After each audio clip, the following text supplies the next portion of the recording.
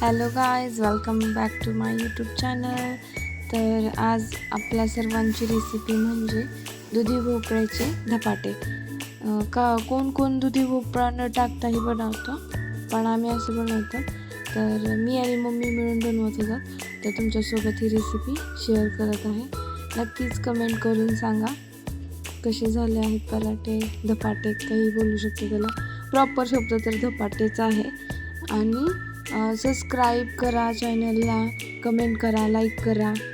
आणि खूप असे आहेत जळणारे माणसं माझ्यावरती. सबस्क्राईब करतात लगेच अनसबस्क्राईब करून टाकतात.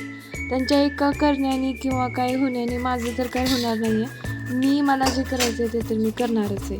मग कोणी लाईक करो किंवा न करो, अनसबस्क्राईब केल्याने माझं काहीच लॉस नाही आहे. इथं तुमची हे दिसते, थोडक्यात लायकी दिसते किंवा काय म्हणू शकतो आपण, डोक्याचं हे दिसतं की कसं तुमचं डोकं चालतं एखाद्या माणसाला खाली घेण्यासाठी.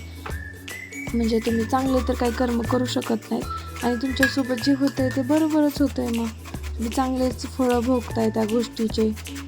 तुम्हाला जो काही त्रास असेल किंवा काही असेल तुमच्या जीवनात, तर तो बरोबरच तुम्हाला देव देत आहे असंच मी म्हणेन.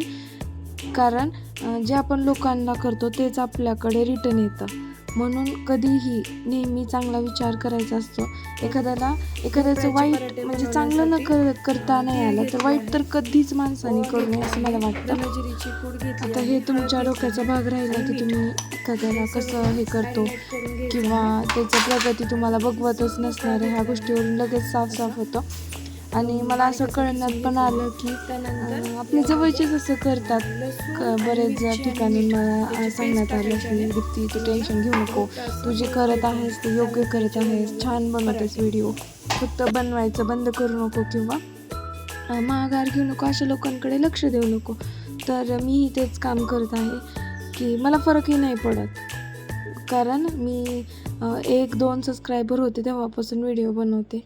ऑब्वियसली पहिल्यांदा तर 1-2च असतील, बट मी कधीच टेन्शन घेतलं नाही किंवा काही त्याचं हे केलं नाही. आत्ताही जे कोणी बघत आहे त्यांनी लाईक करा, कमेंट करा आणि केलं आहे त्याबद्दल धन्यवाद व्यक्त करते मी. आणि जे माझ्यावर जळत आहेत त्यांना मी आणखीन सांगाल तुम्ही असंच जळत राहा.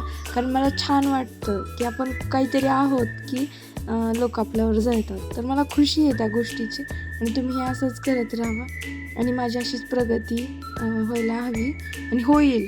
स्वामी महाराज ते करतील आणि तुम्ही असंच तुमच्या लाईफमध्ये चुकीचे कामं करा आणि त्याचे कर्मही तुम्हाला तसेच भेटत राहतील. माझा फायदा आहे, तुम्ही जेवढं चुकीचं वागचाल ते तुम्ही तेवढं खाली जाणार आहात तुमच्या जीवनामध्ये. तर मला आणखीन यावर काय बोलायचं नाही आहे. आणि हे जवळचेच माणसं करत आहे त्याचं आहे कुठंतरी की आपण त्यांना किती जीव लावला, काय काय केलं त्यांच्यासाठी, आणि त्यांनी असं वागायला नाही पाहिजे. बट चलो, जो होता है चिकली होता है, लवकर समजलं म्हणायचं आणि सुरुवात करायची पुढच्या ह्याला. आणि त्यांच्यापासून लांब राहिलेलंच बरं आहे कधी पण. तर या ठिकाणी मी आणि मम्मी धपाटे बनवत आहात दुधी भोपळ्याचे. तर पूर्ण इन्ग्रेडियंट्स तर तुमच्यासमोरच होते. तर सगळं मिक्स करून घेतलं. हे छान असं मिक्स करून घ्यायचं आहे. आणि हे कणिक म्हणजे हे जे पीठ आहे ना ते जरा घट्टसर मळून घ्यायचं आहे, जास्त पातळ नाही मळायचं आहे. म्हणून मी पाहिजे. आणि त्यानंतर हे टाकून तिखट मिरची आहे म्हणून थोडीशीच घेतली आहे. त्याला छान असायचा कणिक मळून घ्यायची. आणि तिळाने याची चव तर लागते, अप्रतिम लागते. तर तीळ भरपूर टाका तुम्ही.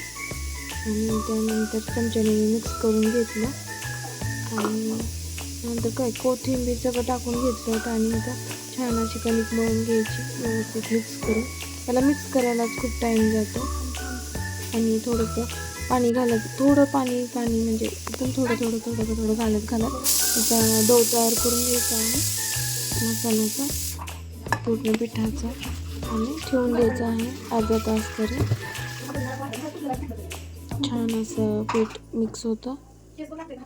आणि थोडंसं आमच्याकडून मीठ कमी पडलं होतं तर वरतून परत मीठ ॲड केलं आणि मम्मीने लगेच धपाटे बनवण्यासाठी घेतले. तर बोलत होतं हेही तयार झालं आहे. याला ठेवलं आणि किती घट्ट आणि खूप छान ते हे झालं होतं पीठ.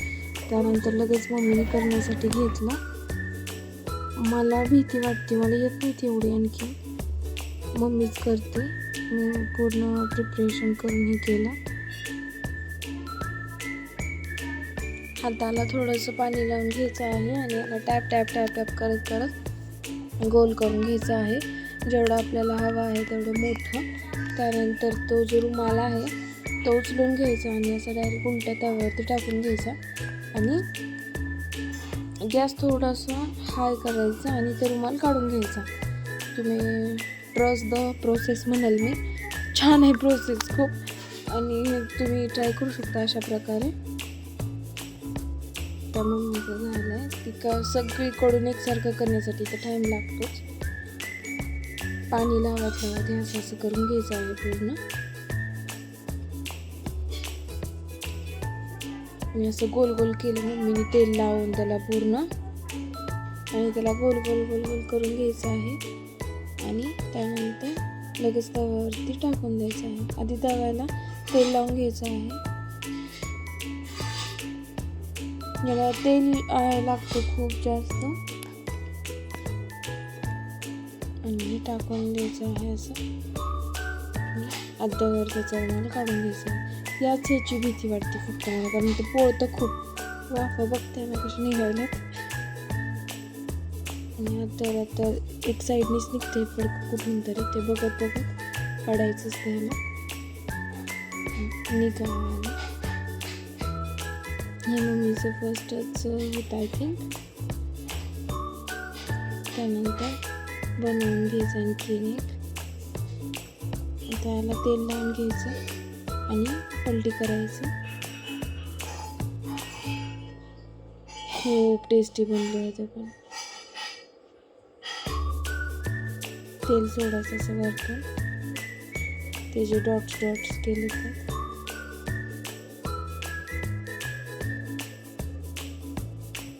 आणि याला 5 मिनिट्स असं आणि 5 मिनिट्स बॅक साईडने असं दोन्हीकडून भाजून घ्यायचं कुरकुरीत होईपर्यंत.